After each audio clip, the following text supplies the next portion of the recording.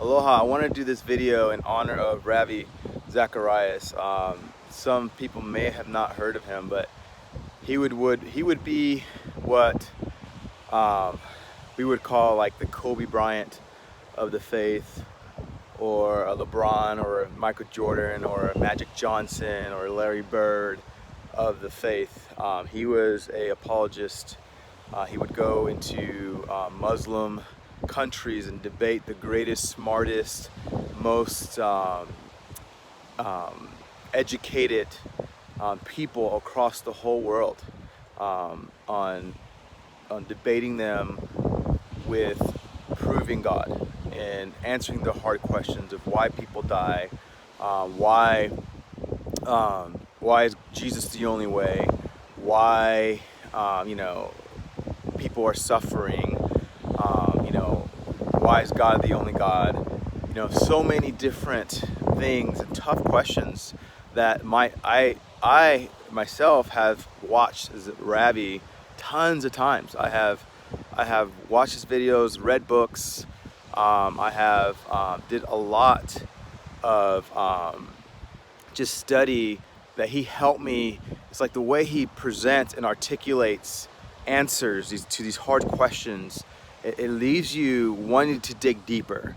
Oftentimes, sometimes he doesn't really answer your question 100%, and he like answer it in a way that gets you to discover the truth, and he points you in the direction oftentimes. And I think that's a genius. It's a genius idea to just give you a parable or an example. Jesus did this often, where it left the audience puzzled and wanting to read more, wanting to dig deeper.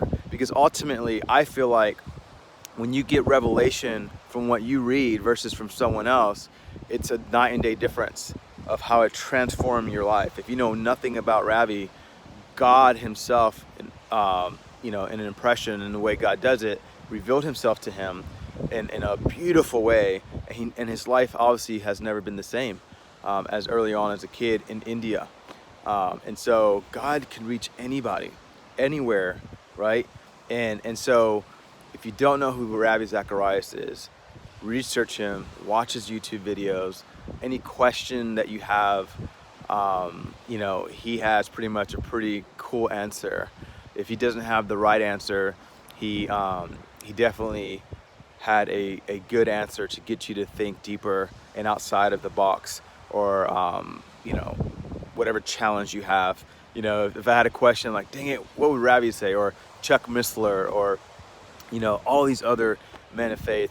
And I think more important than the intellect and the knowledge that Ravi had, the gift. That's just a gift of God, right? God gifted Ravi with being able to articulate things well, gifted him in the ability to remember things. I think more than that, this man was humble. I think this man would be known as a humble man. Just how he would present himself when he would talk. I don't know him personally. I do know friends who know him personally, and humility is what I hear. It's like, man, this guy's so humble. He's, with a man with so much intellect, and a man with so much education, a man that is so bright, it's hard to be humble, right? You want to be, puff up and express your knowledge and let people know that you're smart. He did the opposite, man. He allowed his humility to be lifted up, which is Christ, right? The humility, being humble, because he knew who God was. He knew the all-powerful God. He knew what his gift was. He knew who really was in control of this life, and it wasn't him, right? It was God, right? And so his humility, I think, his love for God, his love for his family, his love for the work of God, his love and humility. I want to applaud him for his life. I celebrate his life. This video is to tribute, and I am the man that I am. His footprint, Ravi Zacharias' footprint, is forever in my life. For many, many things that I know, is because of a video or a book I read of him, or a book that he wrote. And so there's a footprint in my life. And man, I was troubled this morning when I heard the news.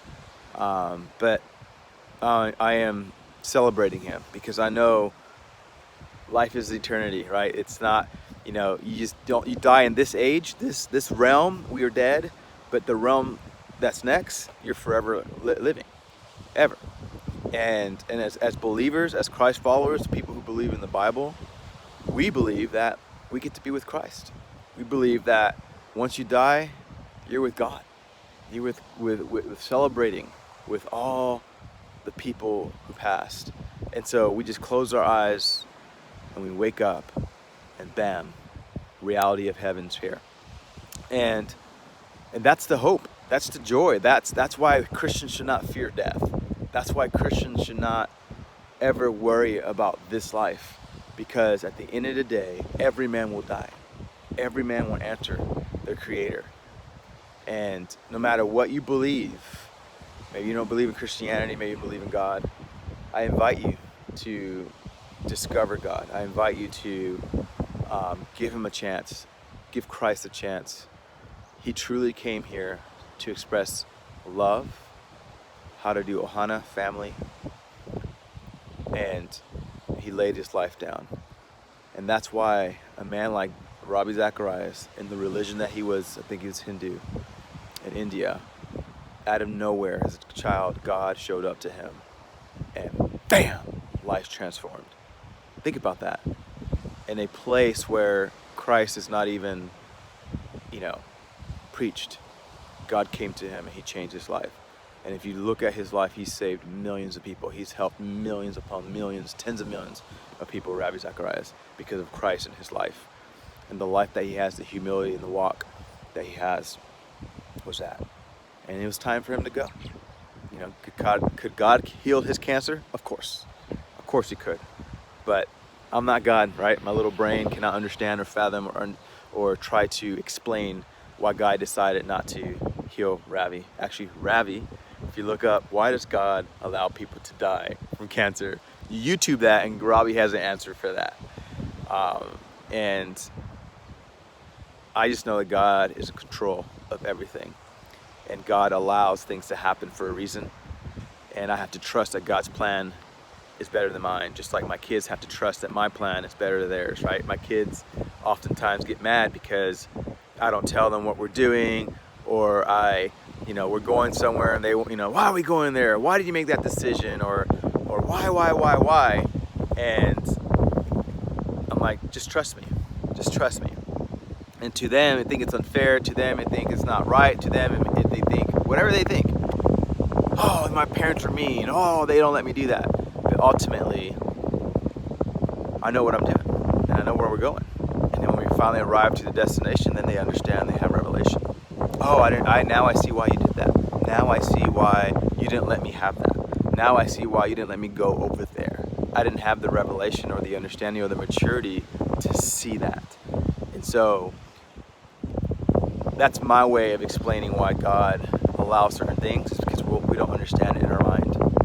And we won't. Sometimes we won't. There might not be a time where you will ever get why in this lifetime. But in the next lifetime, I'm sure you'll see why. It's just there's things that are unseen that we don't know what's going on, that God's doing. And Ravi leaving us today, this could have been something, whatever reason, I don't know. But man, I love his life. I love Ravi. I love his family. I bless peace, speak peace over his family in the midst of this loss. And we celebrate you. We celebrate Ravi with you guys. And I think you will start to see more and more people speaking on how Ravi has changed their lives. For me and my family of 7 kids, married 20 years, Ravi has changed my life, and he's given me a zeal to want to dig deeper into the Word of God so that I know my stuff. And I don't just believe what other men say, but actually know it from my own revelation, from the only thing and so Ravi helped me dig deeper into that. And so thank you, Ravi. We'll see you again